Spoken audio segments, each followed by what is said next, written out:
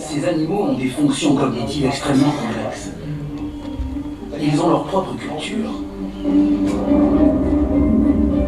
Ils sont conscients d'eux-mêmes, font preuve d'autonomie et d'autodétermination.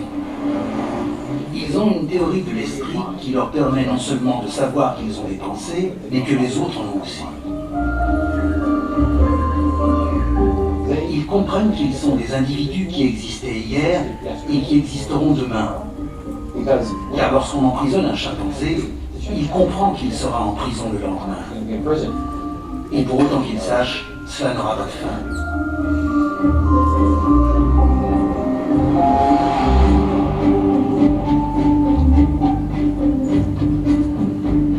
Nous essayons de changer la façon dont les gens voient ces animaux. Parce qu'aujourd'hui, la frontière entre être humain et non humain est totalement irrationnelle. Vous êtes humain, vous avez des droits, vous n'êtes pas humain, vous n'en avez pas. Nous disons que ce n'est pas juste. C'est une sacrée guerre et il va y avoir beaucoup de batailles. Le voilà. On me l'a offert en 1979.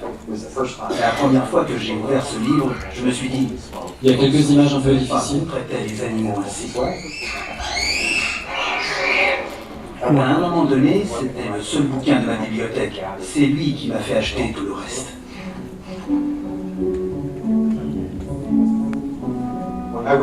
En lisant le livre de Peter Singer, j'ai eu une révélation. Je me suis demandé pourquoi j'étais avocat. J'étais avocat pour obtenir justice, pour défendre les faibles, et je ne voyais pas d'être plus brutalisé et en plus grand nombre que les animaux.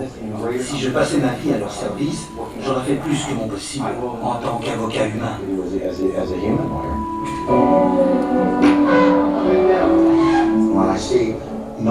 Quand je vois des animaux horriblement utilisés, exploités et tués par millions ou par milliards, je vois des vies volées pour des raisons humaines futiles.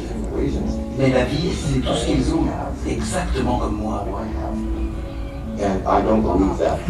Et je ne crois pas que les humains soient si extraordinaires et exceptionnels que ça pour s'autoriser le droit d'être les maîtres du monde et de réduire les animaux en esclavage. Alors c'est très